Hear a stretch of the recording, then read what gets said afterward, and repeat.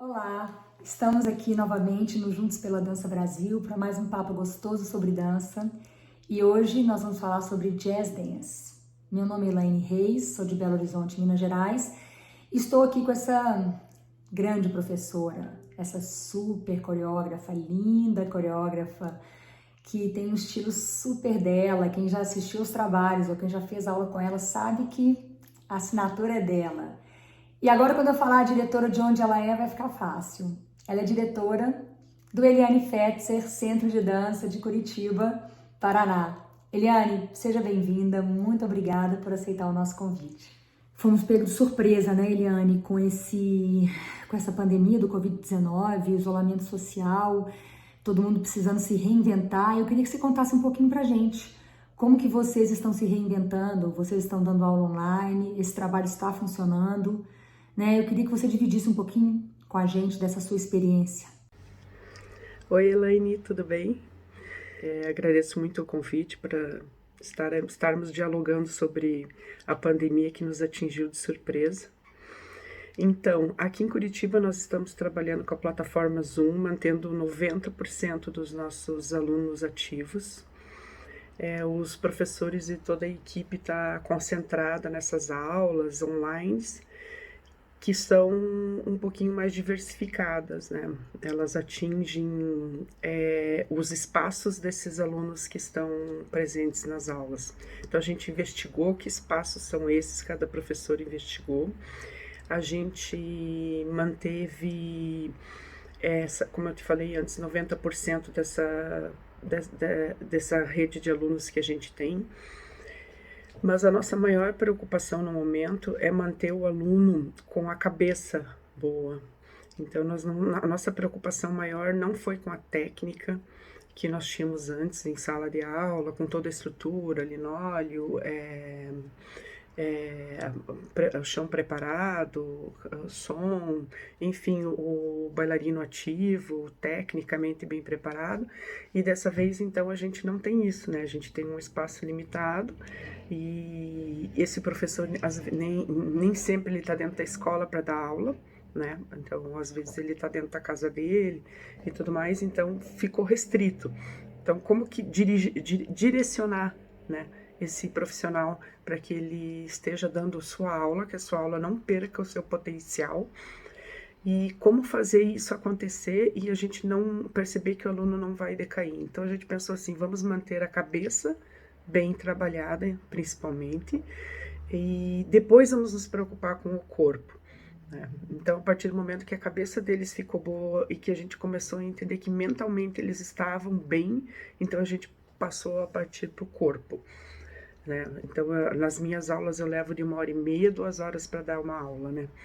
Que normalmente era 1h30 a aula deles, então eu tenho levado mais ou menos nessa faixa de tempo. E eu tenho mantido as minhas aulas numa perspectiva de potencial onde o corpo esteja ativo. Então, eu estou condicionando muito o aluno, né? E trabalhando essa força física dele. Então, para quando ele sair, claro que o cardio dele não vai estar tão bom, tão bem preparado, porque quando o espaço é pequeno, eu tenho menos trabalho cardiovascular. E quando eu tenho um espaço maior, eu tenho maior trabalho disso. Então, a nossa preocupação é condicionar. Então, pensei nesse tipo de bailarino. Um bailarino que esteja num espaço pequeno, que esteja trabalhando, querendo estar ativo, com a cabeça sã, com mente sã, querendo produzir, e no meio disso tudo, a gente ali tentando proporcionar e dialogando com eles o tempo todo, tentando ajudar da maneira que a gente pode, porque nem sempre a gente consegue chegar lá, não tem o toque, não tem o sentir, né? Eu não consigo sentir totalmente ele não consegue totalmente me sentir, eu tenho que acreditar que ele está me entendendo, que ele está compreendendo o que eu estou falando, e ele tem que acreditar no que eu estou falando. Então é uma troca, né? E como que vai trocar isso, né? Numa tela de computador, como que a gente vai fazer essa troca? Então esse foi o maior desafio. Um desafio, digamos, para mim, que foi, na minha cabeça, no início eu me senti um pouco condicionada a estar mecânica nas minhas aulas, até eu perder essa parte do mecânico e entender que eu tinha que soltar e realmente trabalhar com eles foi um processo difícil. Mas agora que passou já, acho que 40 dias que a gente está conseguindo esse resultado. Nossa, Eliane, eu super te entendo. A gente não poder tocar o aluno, né? A gente não poder percebê-lo, né? O professor tem a troca do olhar, a gente tem a forma como corrige. Às vezes o falar o aluno não entende, você precisa tocar, você precisa mudar o tipo de orientação, né? E assim, através da tela é muito difícil.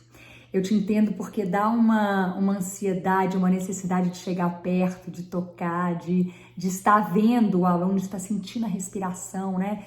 A energia da sala, mas eu sei que é complicado mesmo. Eu queria que dentro desse complicado, dessa complicação, você falasse quais as estratégias que você está usando para driblar essa situação que dar aulas online é difícil, é muito difícil. É tão gostoso de escutar falar sobre como que você está lidando com a sua escola, o trazer para perto esse aconchego, porque eu acho que está todo mundo precisando mesmo nesse momento que a gente está vivendo.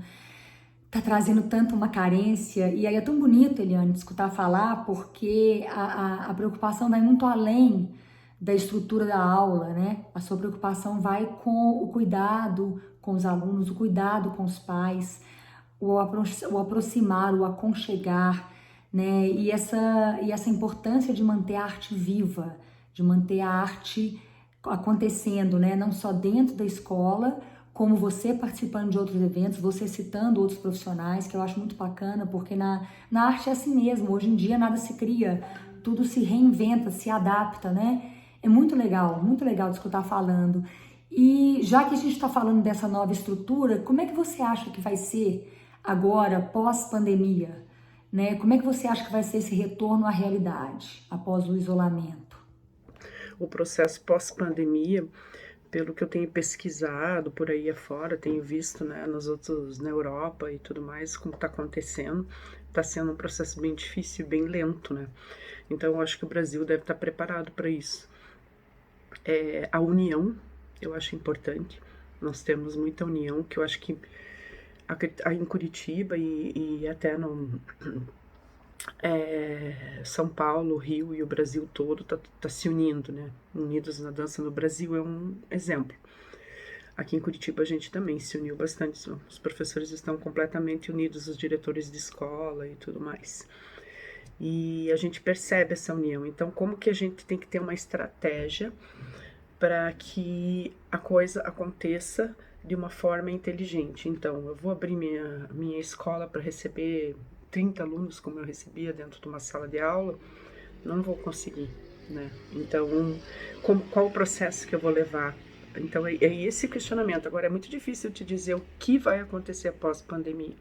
Eu posso ter uma previsão do que vai acontecer aqui, você pode ter uma previsão lá em Minas Gerais, outra previsão em São Paulo, então no Sul, enfim, a gente não sabe como que vai acontecer, mas existe um preparo para isso, né?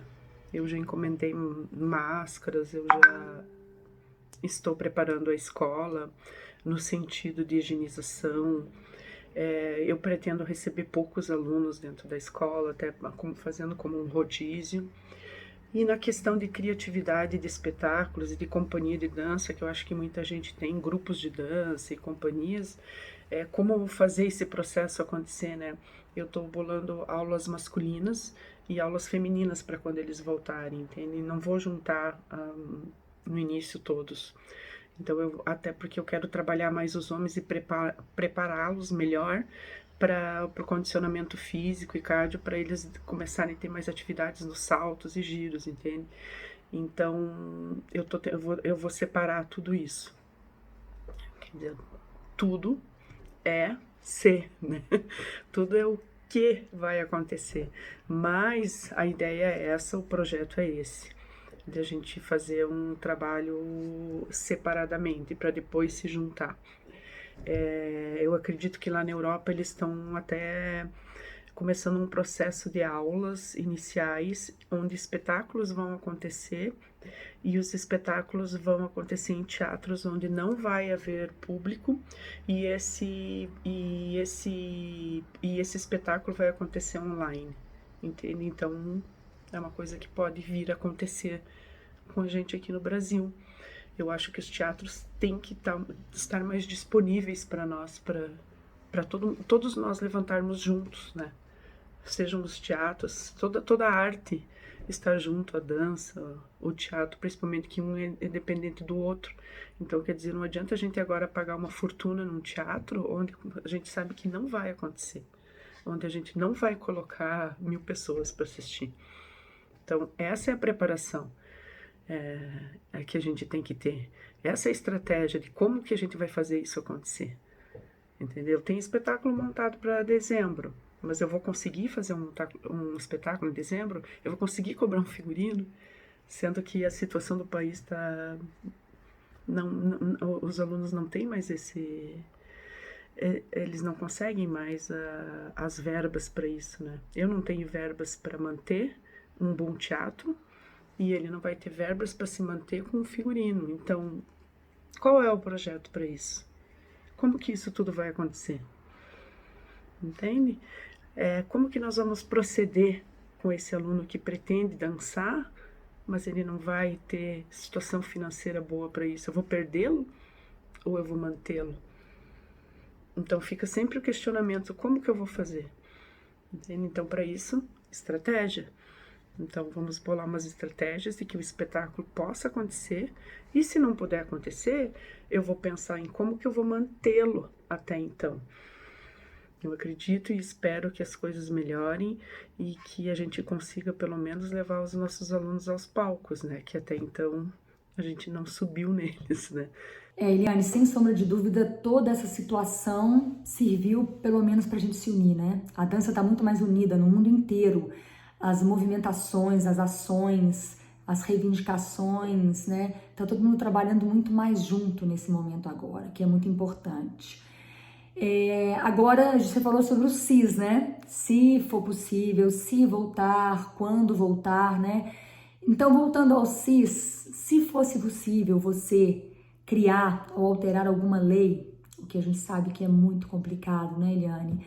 Qual seria a lei que você criaria ou que você mudaria ou adaptaria numa lei que beneficiasse a nossa profissão no nosso país? O que está sendo tão necessário, né? Então, Elaine, falar de lei é muito complicado, né? Porque às vezes a gente não atinge eles lá e não consegue fazer aprovar um projeto. Precisa de muito apoio, né? De vereador ou de deputado, enfim. É muito difícil isso, o nosso acesso até eles. E eles entenderem que a arte é importante, né? Então, é bem complicado, é uma questão política aí no meio. E eu acredito que os editais têm que ter um pouquinho mais de responsabilidade quando eles são lançados, até para averiguar quem está gerando emprego, o que está acontecendo, como as coisas estão acontecendo, se aquela pessoa realmente está ativa, se não está. Acho que houve pouca preocupação nos editais quanto a isso. E estão acontecendo, né? Editais e editais e editais. E a gente do jazz tem uma preocupação bem grande com os editais, porque a gente é bem ignorado, digamos assim, né?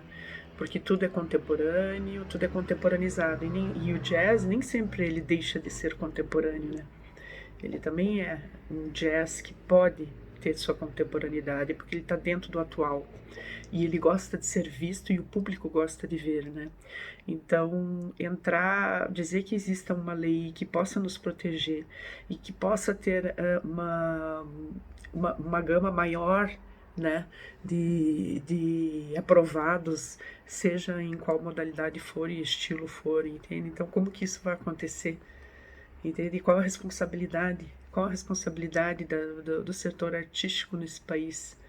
Então, é bem complicado falar de uma lei, né?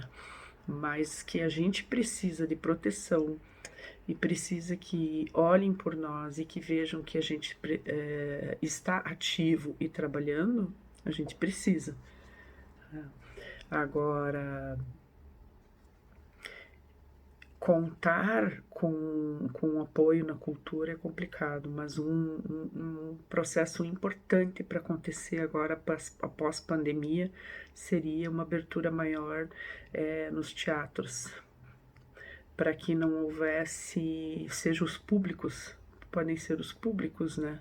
Os do Estado mesmo, não precisa ser os particulares, mas que a gente possa usufruir dos teatros de uma maneira agora mais ativa e não tão financeiramente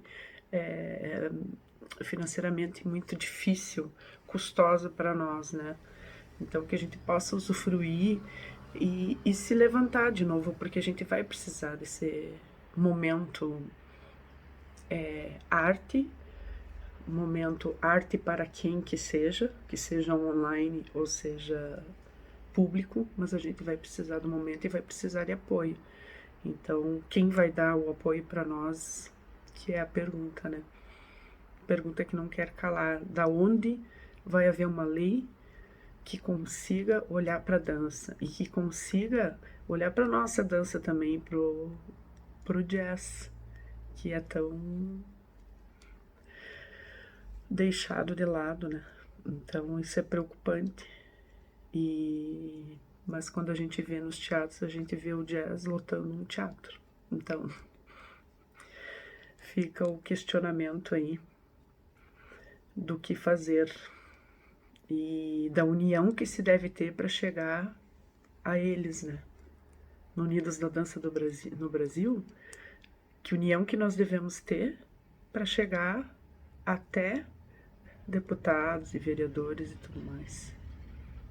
Se é em nossos estados ou se é pensando no Brasil mesmo.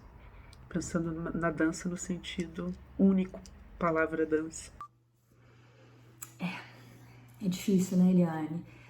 E dá um aperto no peito, né? Um nó na garganta, um grito que tá preso aqui dentro, precisando colocar para fora, de quando é que nós vamos ser reconhecidos como profissão, né? Quando é que a cultura vai ter mais atenção? A cultura que é aí a base, né? A estrutura para essa educação no mundo inteiro.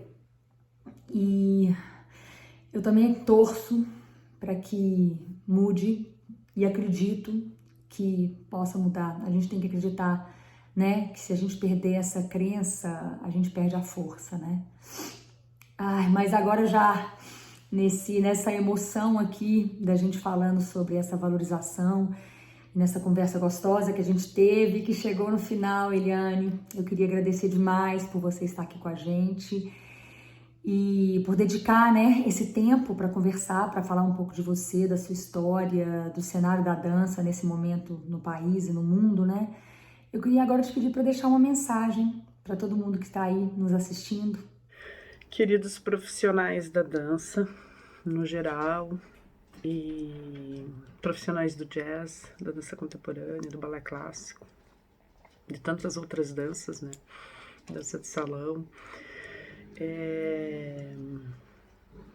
Eu queria dizer para vocês, nesse momento, que fora toda essa união, que eu sei que ela está acontecendo e que está sendo importante, que eu espero que ela não morra, que ela não se dissipe e que a gente consiga se manter vivos e criativos. Eu sei que vai ser um momento difícil e que muitos podem desistir, né?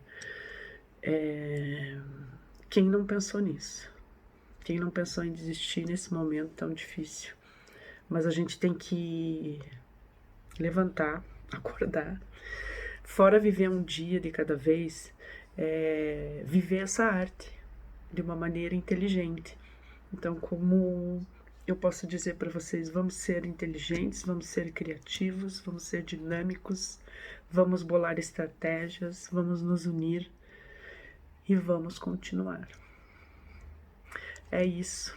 Eu agradeço muito, Elaine, por ter participado e que a gente se mantenha vivos e que a gente se encontre muitas vezes e que consiga um mostrar arte para o outro e que a gente se una e que a gente encontre pessoas que, às vezes, da mesma área, no qual você vai competir com ela, mas que você consiga ter uma reciprocidade de troca, né? E que você consiga trocar. Então, se você se identifica com alguém, vamos lá, vamos nos encontrar, vamos fazer essa troca e se unir. Então, acho que o momento é esse. E que essa união seja longa e que continue por muito, muito tempo. Obrigada. Ai, como não se emocionar te escutando falar, Eliane. Não é, pessoal? Meu Deus, o coração tá aqui a mil. É um amor, né? É uma paixão. E é isso, que a gente não perca essa união e que esses tantos concursos, né, competições de dança, sejam as competições no palco, competições saudáveis, que fora dele a gente tem uma amizade bacana. Eu tenho tantos amigos que no palco fomos concorrentes, né? Entrevistei há pouco mesmo o Jean do Raça, a gente já competiu em grupos diferentes e é isso, né? Que a gente se fortaleça. Eliane, nossa, gratidão enorme por poder te escutar, por sentir de longe esse coração que pulsa, esse sangue que circula aí nas suas veias com tanta paixão, com tanto amor pelo que você faz. Obrigada, uma delícia de escutar. Pessoal, espero que vocês tenham gostado. Daqui a pouco a gente volta, teremos mais entrevistas, mais encontros, mais lives. Hoje eu termino muito emocionada e dizendo que espero que a gente se una e que quando passar esse isolamento, que a gente se una no presencial também, né? E não só no virtual. Obrigada.